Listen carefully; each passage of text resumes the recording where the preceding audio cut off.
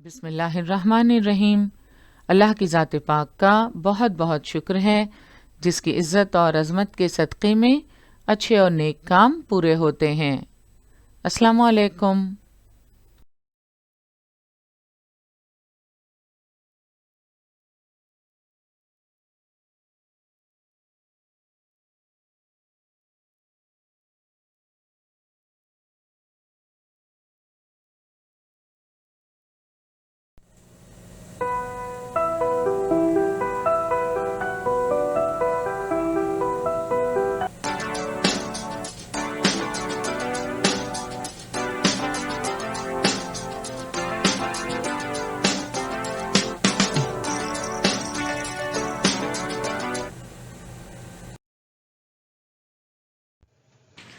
बृहन्मुंबई महानगर पालिका शिक्षण विभाग के तहत जारी वर्चुअल ट्रेनिंग सेंटर की जानिब से पेश होने वाले ई लर्निंग सेशन में आपका इस्तकबाल है। मैं हूं आपके मौलमा मैमुना शेख। तो आइए आपके तालीमी सिलसिले को आगे बढ़ाते हैं और शुरू करते हैं आज का हमारा सेशन। 10वीं जमात के लिए तारीख के इस सेशन में हमारा आज का मौजू है तारीख़ी विरसे का तहफ़्फ़ुज़, हेरिटेज मैनेजमेंट। 10वीं जमात के लिए तारीख़ के इस सेशन में हमारा आज का मौजू है तारीख़ी विरसे का तहफ़्फ़ुज़, हेरिटेज मैनेजमेंट। सबक के अहम निकात कुछ इस तरह हैं। तारीख़ के माख़ज़ और उनका तहफ़्फ़ुज़, कुछ मशहूर अजायब घर, कुतुब खाने और मुहाफ़िज़ खाने यानी आर्कीव्स, और आखिर में लुग़त का अदब। आप जानते हैं तारीख़ एक साइंस है। तारीख़ सिर्फ ख़याली बुनियाद पर नहीं लिखी जाती।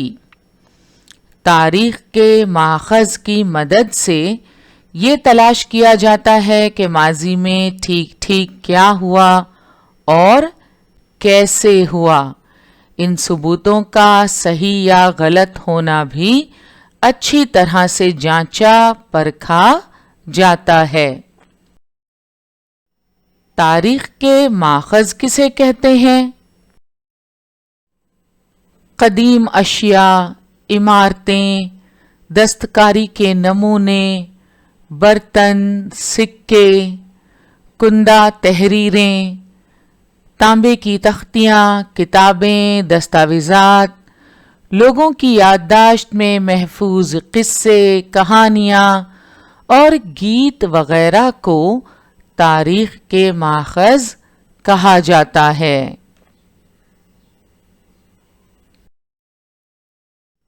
तारीख़ के माख़ज़ की मुख्तलिफ़ किस्मों के मुताल्लिक़ आप पढ़ चुके हैं। तारीख़ के माख़ज़ की 3 किस्में हैं। तबई माख़ज़, तहरीरी माख़ज़, ज़बानी माख़ज़। अक्सर मौरिख़ीन की बेइंतहा मेहनत व मशक्क़त का फल यानी हमें दस्तयाब तारीख़ी माख़ज़ और उन माख़ज़ों के सहारे लिखी गई तारीख़ी किताबें। इस बेशकीमती तारीख़ी विरसे की निगहदाश्त और तहफ़्फ़ुज़ और अहम तरीन दस्तावेज़ात, तारीख़ी किताबें, क़दीम अशिया को पेश करने का काम अजायब घर, मुहाफ़िज़ खाने और कुतुब खाने करते हैं। अवाम तक दुरुस्त मालूमात पहुँचाने के लिए उनकी जानिब से तहक़ीक़ी रसायल और दीगर मतबूआत शाये की जाती हैं। हमारे बेशकीमत तारीख़ी विरसे की निगहदाश्त और तहफ़्फ़ुज़ का काम अजायब घर, मुहाफ़िज़ खाने اور کتب خانے کرتے ہیں۔ اہم ترین دستاویزات، تاریخی کتابیں اور قدیم اشیاء کو پیش کرنے کا کام کرتے ہیں۔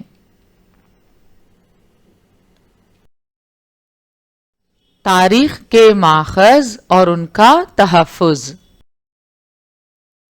تاریخی ماخذ کا حصول، ان کے اندراج کے ساتھ ہی فہرست سازی، قلمی تحریریں، پرانی کتابیں، قدیم اشیاء کی صفائی اور ان کی نمائش وغیرہ بہت احتیاط سے کرنی پڑتی ہے۔ ان کاموں کے لیے تربیت ضروری ہوتی ہے۔ صحیح تربیت کے حصول کے بعد ہی ان سب کاموں کو انجام دیا جا سکتا ہے۔ تاریخ کے جو مختلف ماخذ ہیں انہیں حاصل کرنا،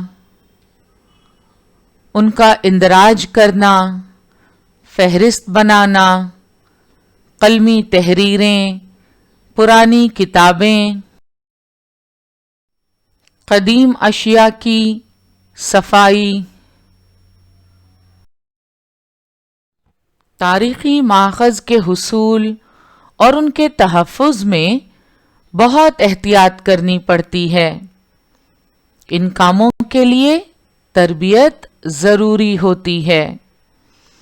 صحیح تربیت کے حصول کے بعد ہی ان سب کاموں کو انجام دیا جا سکتا ہے۔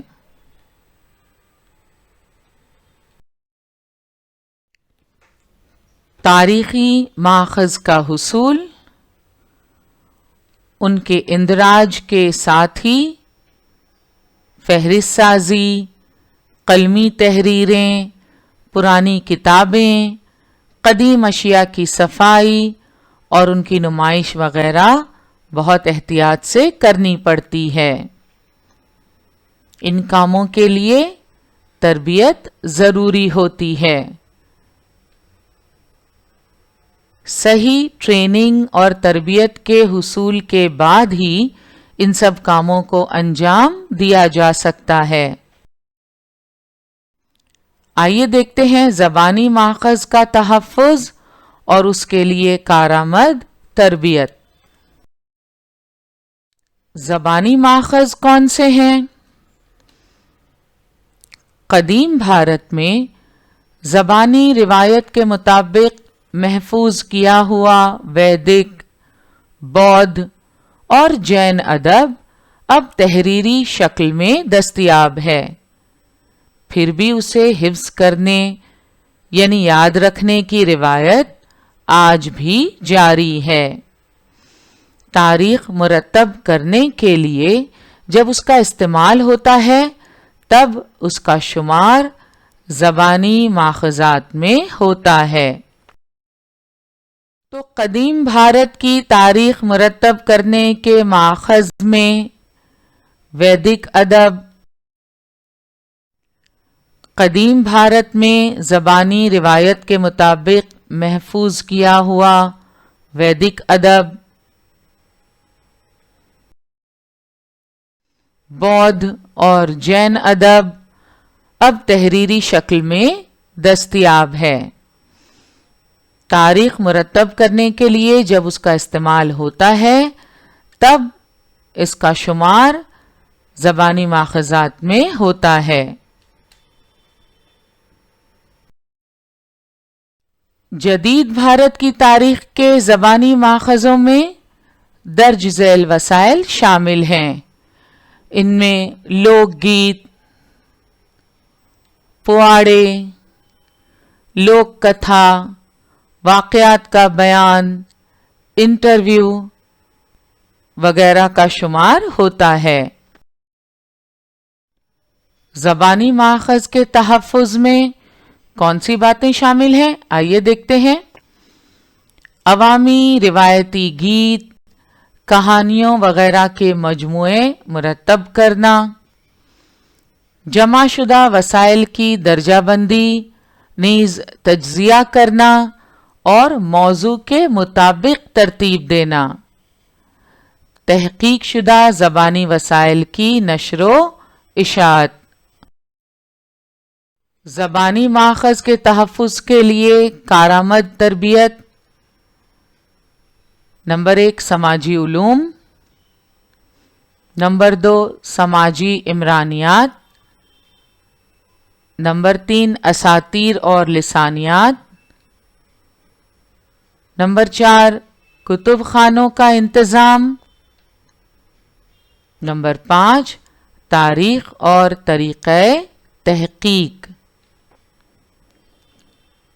آخر میں تحقیقی تحریر۔ زبانی ماخذ کے تحفظ میں سماجی علوم کا جاننا کارآمد ثابت ہوتا ہے۔ سماجی علوم یعنی anthropology, the study of human societies and cultures and their development۔ سماجی علوم کے ساتھ ساتھ سماجی عمرانیات یعنی سوشل سائیکالوجی کا علم بھی کارآمد ثابت ہوتا ہے۔ سوشل سائیکالوجی کیا ہے؟ Social psychology is the branch of psychology that deals with social interaction, including their origins and their effects on the individual۔ اساطیر اور لسانیات۔ اساطیر یعنی mythology، a collection of myths, especially one belonging to a particular religious or cultural tradition۔ Bharat میں مہابھارت اور رامائنہ یہ mythological رزمیہ نظمیں موجود ہیں، اور بھی دیگر mythological کتابیں موجود ہیں۔ ان کا علم ہونا کافی مددگار ثابت ہوتا ہے۔ لسانیات یعنی linguistic۔ Linguistics can be defined as the scientific or systematic study of language۔ لسانیات کا علم ہونا بھی ضروری ہے۔ تو زبانی ماخذ کے تحفظ کے لیے ان باتوں کی تربیت کارآمد ثابت ہوتی ہے۔ سماجی علوم، سماجی عمرانیات، اساطیر اور لسانیات، کتب خانوں کا انتظام، تاریخ اور طریقہ تحقیق، اور تحقیق کے بعد اس تحقیق کو تحریر کرنا، تحقیقی تحریر۔ اور اب دیکھتے ہیں تحریری ماخذ کے تحفظ اور اس کے لیے کارآمد تربیت۔ تحریری ماخذ کون سے ہیں؟ آپ جانتے ہیں، قدیم بھارت کی تاریخ مرتب کرنے کے تحریری ماخذ ہیں ہڑپا رسم الخط میں تحریریں، ویدک ادب، میسوپوٹامیہ میں اینٹوں پر کی تحریریں، مہابھارت اور رامائن کے قلمی نسخے۔ اس کے ساتھ ہی ساتھ جین بودھ ادب، یونانی تاریخ نویسوں اور سیاحوں کی تحریریں، چینی سیاحوں کے سفر نامے، صرف و نحو اور قواعد کی کتابیں۔ صرف و نحو یعنی وہ علم جس میں لفظوں کا جوڑ توڑ اور ان کے بولنے برتنے کا قاعدہ بیان کیا جائے۔ تو صرف و نحو اور قواعد کی کتابیں، مذہبی کتابیں اور کندہ تحریریں، یہ سب قدیم بھارت کی تاریخ مرتب کرنے کے تحریری ماخذ ہیں۔ جدید بھارت کی تاریخ کے تحریری ماخذ میں درج ذیل وسائل شامل ہیں: خط و کتابت، رسائل، غیر ملکی افراد کے اندراجات، کارخانوں کے ریکارڈ، اخبارات، آپ بیتی، سوانح عمریاں اور کتابیں۔ تحریری ماخذ کے تحفظ میں کون سی باتیں شامل ہیں؟ درباری دستاویزات، نجی خطوط اور روزنامچے، تاریخی کتب، مخطوطات، تصاویر اور فوٹو، تانبے کی تختی جسے تامرپٹ کہتے ہیں، پرانی کتابوں وغیرہ کی ترتیب و تدوین۔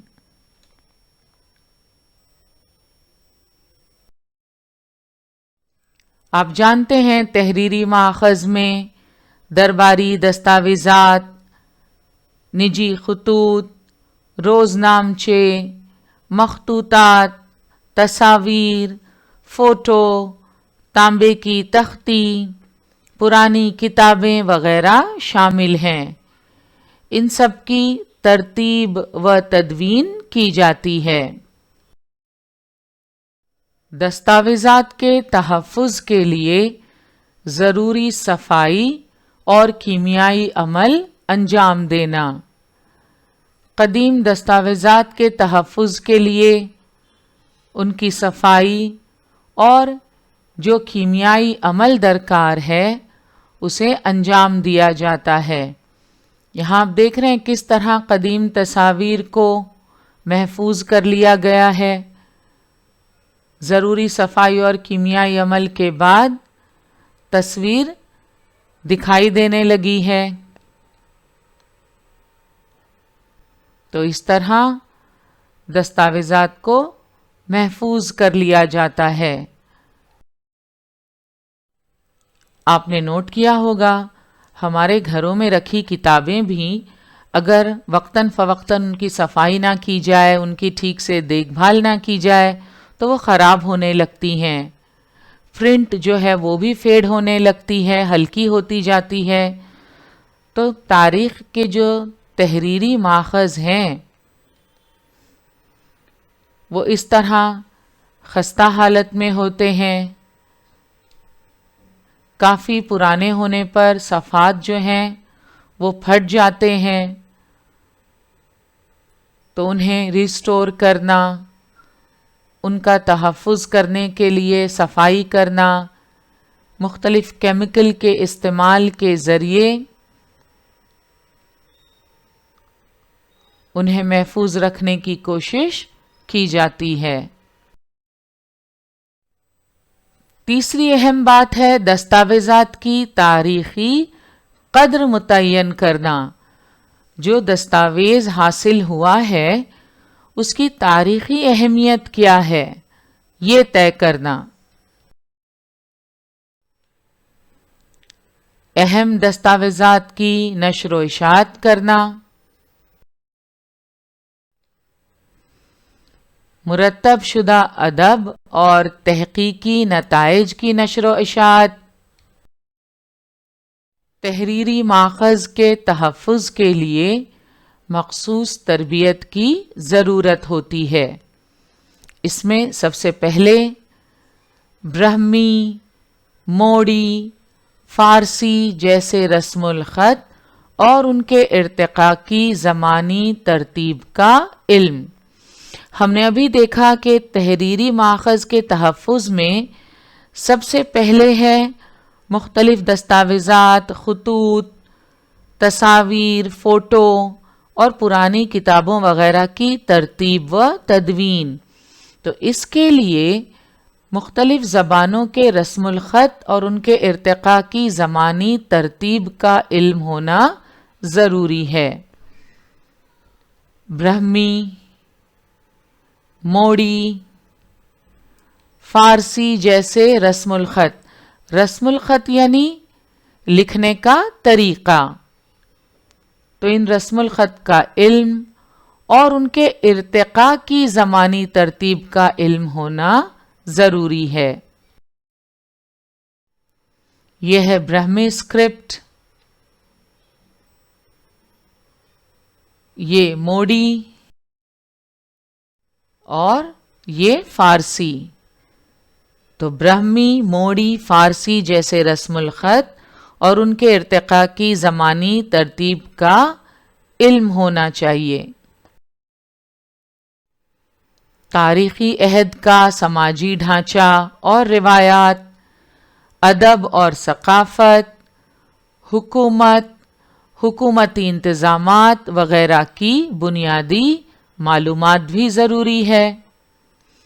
مختلف طرز مصوری، طرز سنگ تراشی اور ان کے ارتقاء کی زمانی ترتیب کا علم بھی ضروری ہے. تحریری ماخذ کے تحفظ میں دستاویزات کی تاریخی قدر متعین کرنا شامل ہے.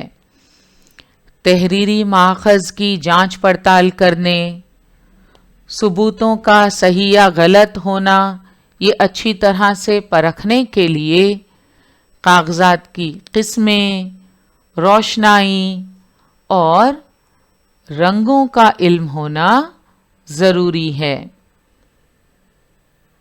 اس علم کی مدد سے تاریخی دستاویزات کی تاریخی قدر متعین کرنے میں آسانی ہوتی ہے. کندہ تحریر کے لیے استعمال کیے گئے پتھروں اور دھاتوں کے متعلق علم ہونا ضروری ہے.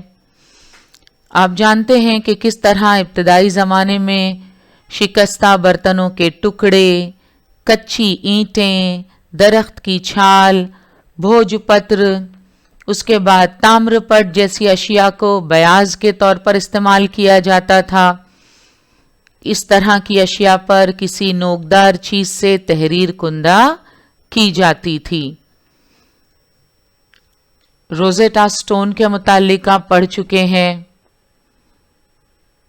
تو اس طرح تحریری ماخذ کے تحفظ، ان کی تاریخی قدر متعین کرنے کے لیے یہ ضروری ہے کہ ان کے متعلق معلومات ہو. پتھر کس علاقے میں پائے جاتے ہیں، پتھر کتنا پرانا ہے، دھاتوں کے متعلق اسی قسم کی معلومات ہونا ضروری ہے.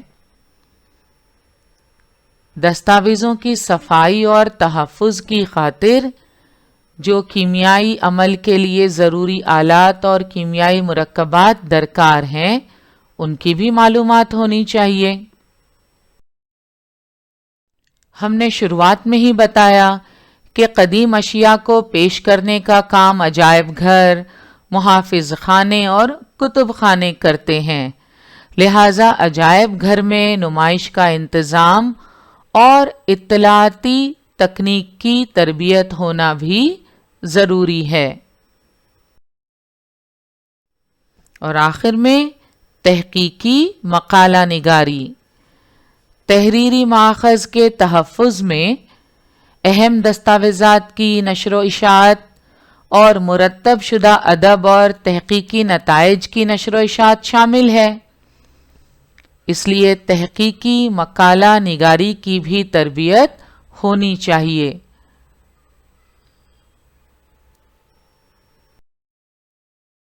تحقیقی مقالہ نگاری عام مقالہ نگاری سے مختلف ہوتی ہے. تحقیقی مقالہ نگاری میں آپ کو اپنی بات مختلف دلائل سے ثابت کرنی ہوتی ہے. اس کے لیے آپ کو حوالے دینے ہوتے ہیں. لہذا تحقیقی مقالہ نگاری کی تربیت ضروری ہے. اور اب ہم بات کریں گے طبعی ماخذ کی. طبعی ماخذ کے تحفظ اور اس کے لیے کارآمد تربیت کی. طبعی ماخذ، جنہیں مادی ماخذ بھی کہا جاتا ہے، دو قسم کے ہیں: تعمیرات اور مختلف اشیاء. تعمیرات میں غار، گھر، ستوپ، گفائیں، مسجد، چرچ، مندر، ستون وغیرہ شامل ہیں. اور مختلف اشیاء میں غار کی تصویریں، مٹی کے برتن، مٹی کی مورتیاں، من کے، ہیرے، زیورات، پتھر کی مورتیاں، دھات کی اشیاء، سکے، ہتھیار وغیرہ کا شمار ہوتا ہے۔ تو تاریخ کے طبعی ماخذ میں مختلف اشیاء، عمارتوں، سکوں، مجسموں، مہروں وغیرہ کو شامل کر سکتے ہیں۔ یہ سب تاریخ کے طبعی ماخذ ہیں۔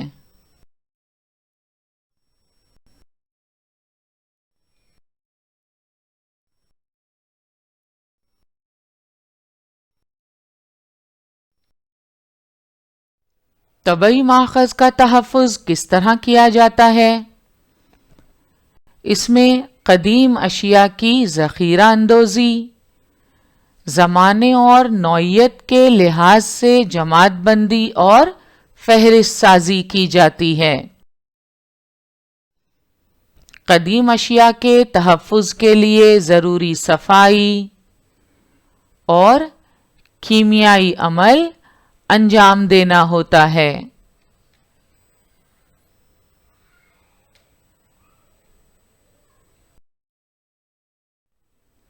اہم قدیم اشیاء یا ان کی نقلوں کی نمائش کی جاتی ہے۔ یہاں آپ دیکھ سکتے ہیں اصل اشیاء اور ان کے ریپلیکا یعنی ان کی نقل۔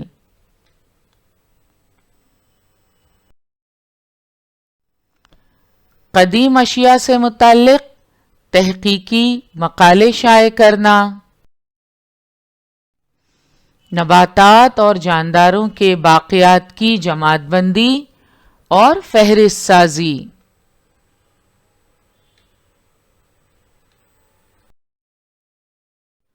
اہم اور خصوصی باقیات یا ان کی نقل پیش کرنا، اور ان تمام کاموں کے لیے تربیت کی ضرورت ہوتی ہے۔ تو طبعی ماخذ کے تحفظ کے لیے کارآمد تربیت کچھ اس طرح ہے: آثار قدیمہ کے طریقہ تحقیق، اصول اور قدیم تہذیب کا تعارف۔ دوسرا ہے قدیم اشیاء کی تیاری میں استعمال کیے گئے پتھر، معدنیات، دھاتیں، چینی مٹی جیسے ذرائع کے علاقائی ماخذ، ان کی کیمیائی خصوصیات کا علم۔ تیسرا ہے قدیم اشیاء کی صفائی اور کیمیائی عمل کے لیے ضروری آلات اور کیمیائی مرکبات کی معلومات۔ چوتھا ہے مختلف طرز فنون اور ان کے ارتقاء کی ترتیب کا علم۔ پانچواں قدیم اشیاء اور جانداروں کے باقیات کی نقل تیار کرنے کی مہارت۔ طبعی ماخذ کے تحفظ میں ہم نے یہ بات ابھی دیکھی کہ نباتات اور جانداروں کے باقیات کی جماعت بندی اور فہرست سازی کی جاتی ہے، اہم اور خصوصی باقیات یا ان کی نقل پیش کی جاتی ہے، لہذا قدیم اشیاء اور جانداروں کے باقیات کی نقل تیار کرنے کی مہارت ہونی چاہیے۔ سکستھ ہے عجائب گھر میں نمائش کا انتظام اور اطلاعاتی تکنیک سے واقفیت ہونی چاہیے۔ اور آخر میں تحقیقی مقالہ نگاری۔ ہم پہلے بھی کہہ چکے ہیں کہ تحقیقی مقالہ نگاری لکھنے کا اپنا ایک خاص طریقہ ہوتا ہے، اس کی واقفیت ضروری ہے۔ تو ہم نے دیکھا تاریخ کے ماخذات کی مدد سے ہمیں تاریخ کا علم حاصل ہوتا ہے۔ تاریخ کے ماخذ یعنی تاریخی ورثے کا تحفظ ضروری ہے۔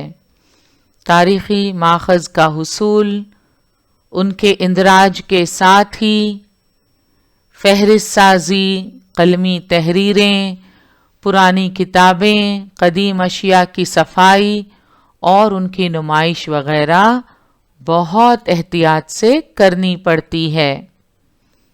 ان کاموں کے لیے تربیت ضروری ہوتی ہے۔ صحیح تربیت کے حصول کے بعد ہی ان سب کاموں کو انجام دیا جا سکتا ہے۔